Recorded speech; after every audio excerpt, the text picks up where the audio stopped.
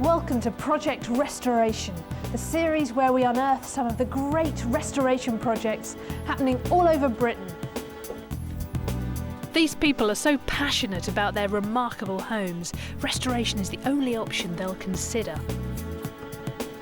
Today I'll be meeting a brave couple who've taken on the massive task of restoring a 12th century castle, and a family of 10 squeezed into a 13th century parsonage. The solution? Restoring the original kitchen that isn't even attached to the house. And we'll see the thatched roof of a country cottage brought back to life by a master craftsman.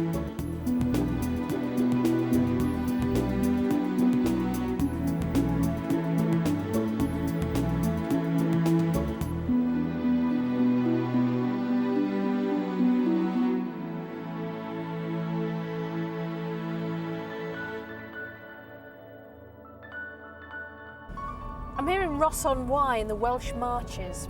Back in the 12th century, there were more castles in this region than there are DIY superstores today.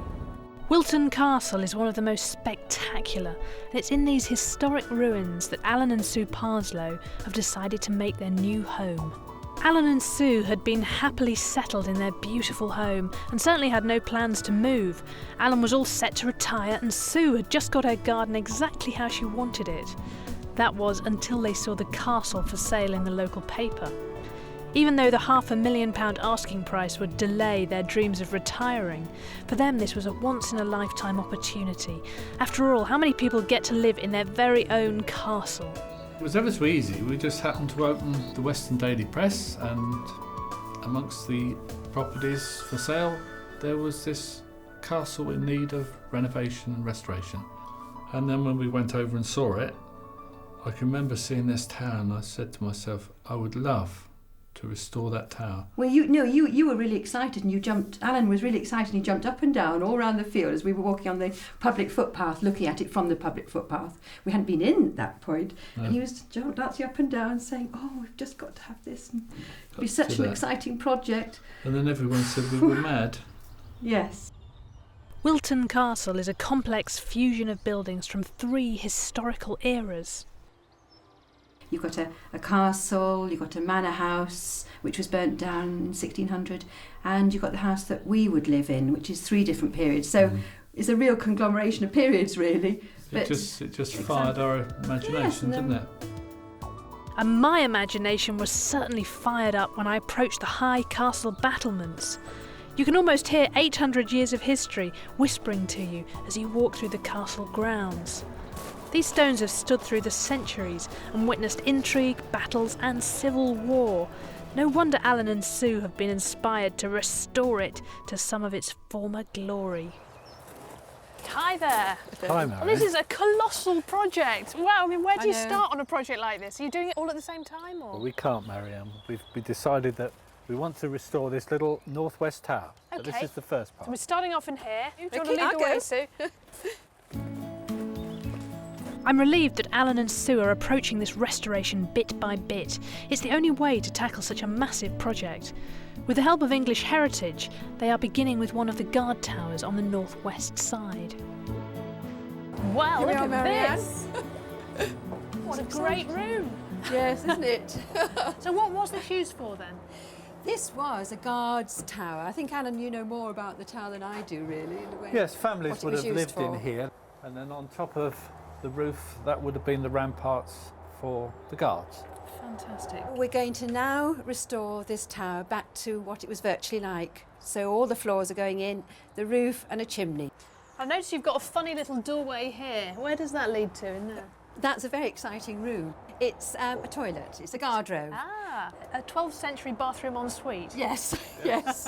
I notice as well you've got some original plaster on the window reveal there. You're going to replaster all the interior, are you? No. We love the stone. So what's this building going to be used for then when it's finished? Grandchildren, Marianne. Yes. Grandchildren will come here and they'll love it. Shooting arrows out the windows maybe? Yes, at grandparents. Now it sounds an awful lot of work. Now, how many months do you think before it's finished? 6 months. 6 months? It will be finished. They've done an awful lot of work already. Yeah. But it's taking it apart, finding new stones, having all the stones cut.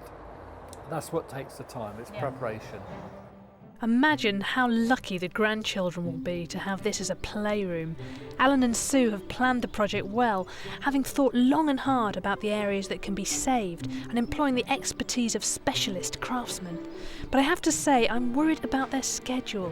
6 months really doesn't seem long enough to restore this ruined tower. But with their enthusiasm, they might just surprise me. I look forward to seeing how they get on. I'm heading for Worcestershire now, to the heart of timber frame country. I'm going to meet another couple, very different from Alan and Sue, who have some grand ambitions for their house, but they're planning to be much more hands-on.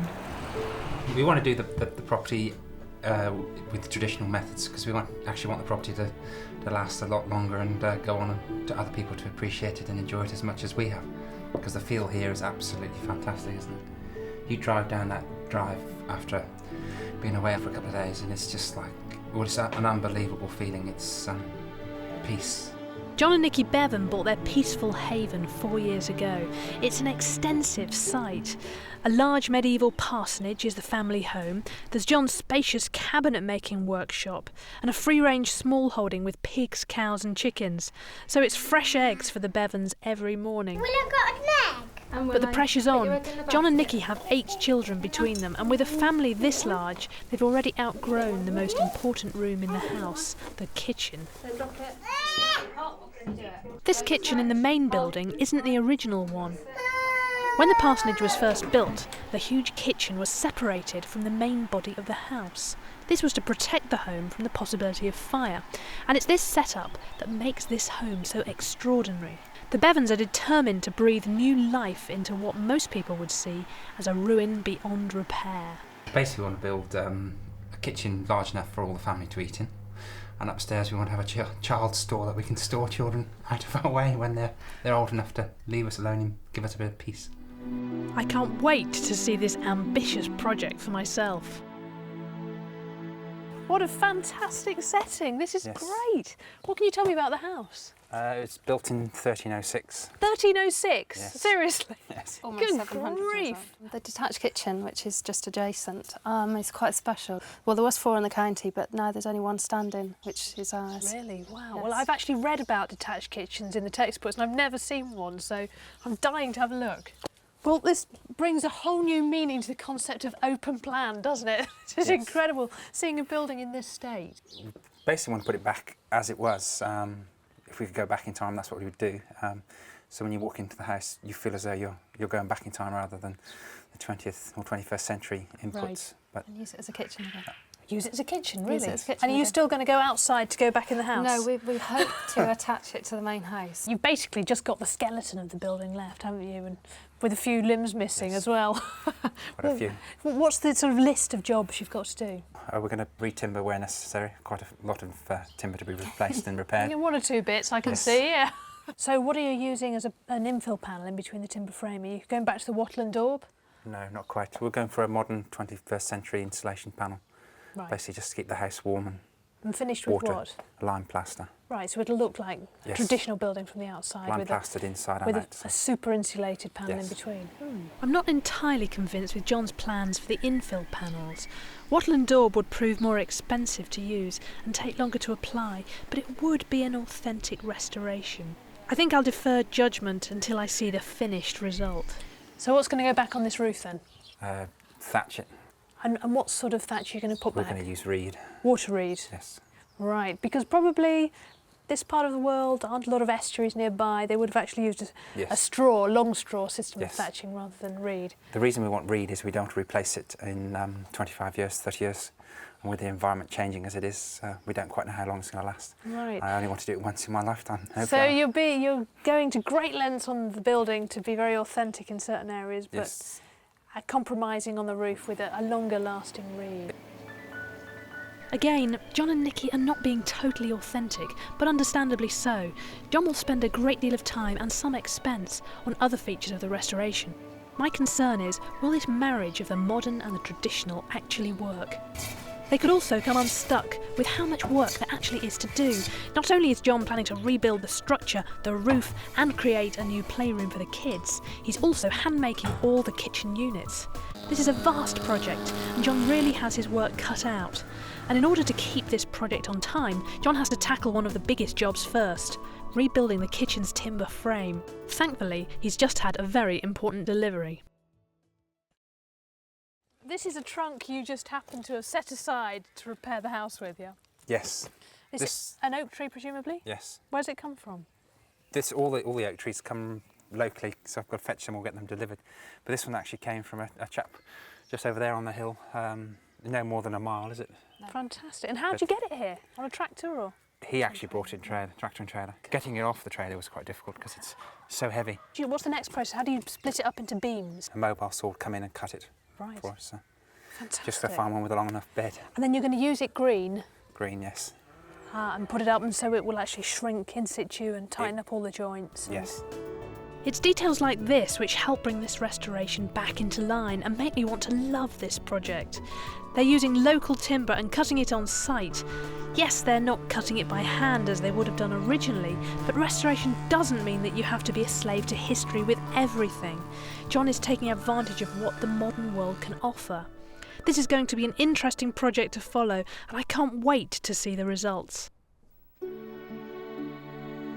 However, there are restorations where you can only rely on the skills and materials which have existed in this country for centuries. Thatched houses are archetypal Old England, reminiscent of quaint villages and sleepy country towns. This fantastic home belongs to Pat and Peter Davidson. They're having the roof restored back to its original beautiful thatch by a master craftsman.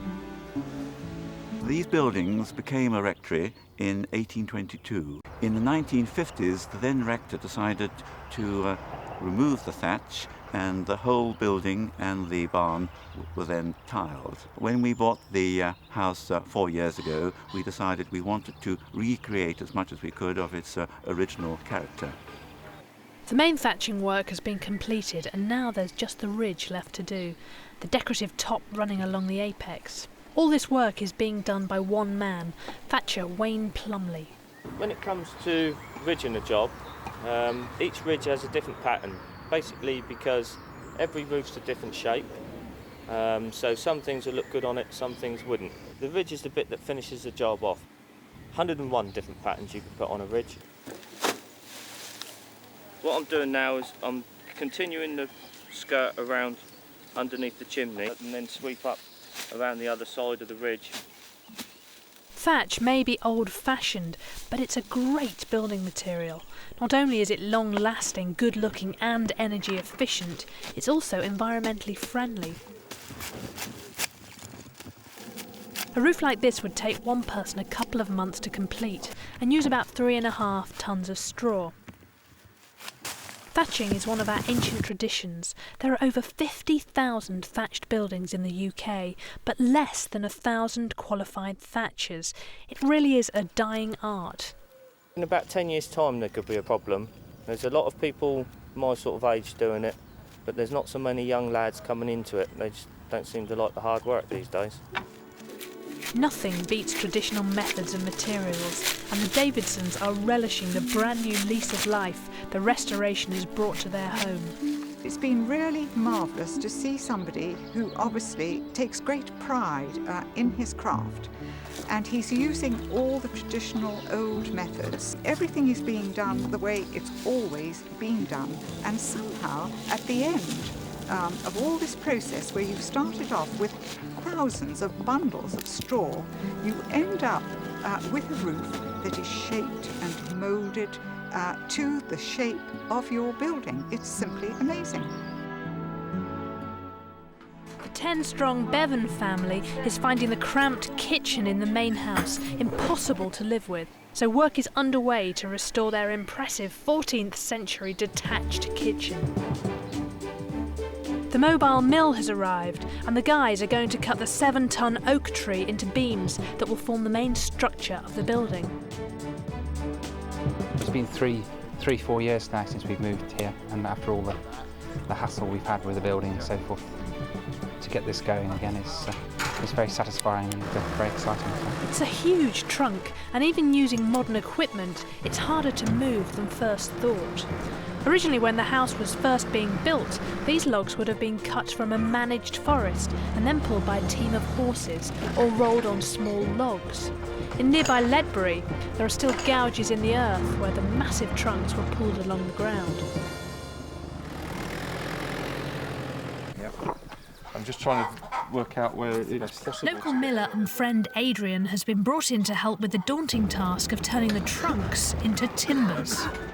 It's crucial that they succeed in cutting the beam in one long piece, as this will be the backbone of the whole building. With a bit of luck, we'll be able to cut a 23-foot length, which is actually longer than the mill itself. So it's a little bit of faff, but I'm sure that we'll do it somehow. Even if they can get the length, there's no guarantee that the timber will be good enough to use. This tree has stood in a field for hundreds of years and has the scars to prove it. It's been struck by lightning more than once. It's a nerve-wracking time for John.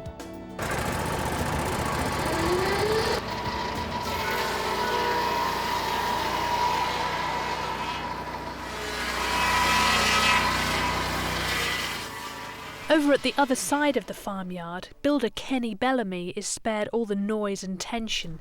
He has the more sedate job of building the stone platform that the timbers will rest on. These stone will act as a plinth to rest the oak sole plate over there to stop it sort of sitting straight onto the ground. The main reason is to stop them from rotting and getting damp, and basically they'll last a lot longer. They'll last another, 300, 400 years, whatever, until they decay again. Stone is from Hay-on-Wye, which is not a local stone because there isn't any quarries open nowadays. It's very close stone to what would have been here. The surprising thing is they're building from the ground up to meet the roof and frame which still exist. Then again, I've never found restoration straightforward, and that's what makes it so satisfying. I'm really beginning to like the spirit of this project. It's only just started, but everyone is pulling together as they would have done centuries ago. Friends are helping with their skills, the trees are local, and the owners are living on site the whole time. Yes, John and his team have the advantage of modern circular saws and tractors, but I'm sure the original builders of the property, who had to saw it all by hand, would have taken advantage of this technology. Adrian and his team have finally succeeded in cutting the 23-foot beam from the oak trunk, and you can see the relief on John's face. It does look good. It's not a bad piece of timber, actually, once you get into it. It's a little bit of rot and a few knots, just like a normal piece of oak, so I think we should be all right. It's just, English oak's just got a beauty in its own, and it just actually talks to you almost when you're using it. It's just, wow, that big wow factor, isn't it? It really is. I just can't wait to get going and get the house up and ready to live in, or back as a kitchen, and it was just, get going, it'd be fantastic.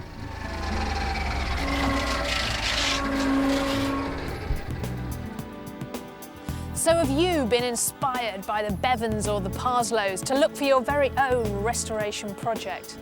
Maybe you've already bought the house of your dreams, walked in for the first time and thought, crikey, what have I taken on? Well, don't panic. If the house has been there for a few hundred years, it can wait a little longer while you plan your restoration. And here are a few tips to set you on the right path. Firstly, understand your building before you do anything. Spend time in all the rooms and have a good prod around. And tackle any emergency repairs. Remember, it might be quite a while before you get the job done properly. Secondly, if you're living in the house while you're doing the work, be realistic and sensible about what you can actually achieve. And stick to one room at a time, so the rest of the house remains relatively tidy while the work's going on. Thirdly, get as much expert advice as you can. Don't be afraid to ask questions. Enroll yourself on a course. But finally, just really enjoy it. Remember, this is going to be a fantastic voyage of discovery.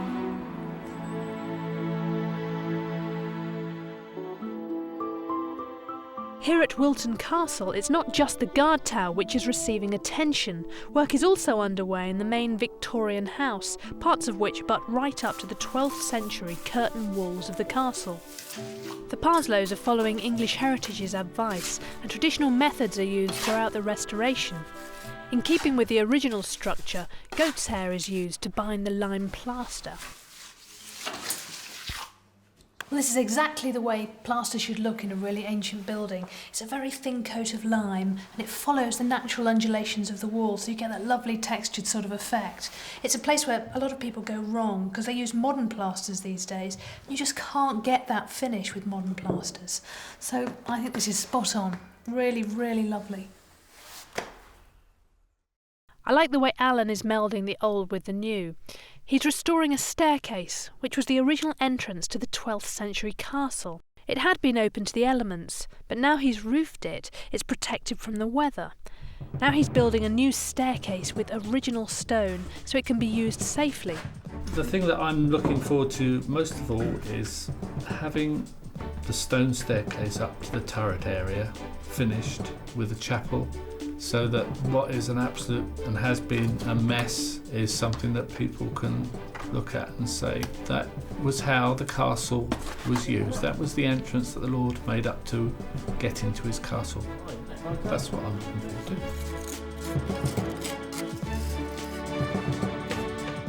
The finished stairwell is an authentic marriage of old and new.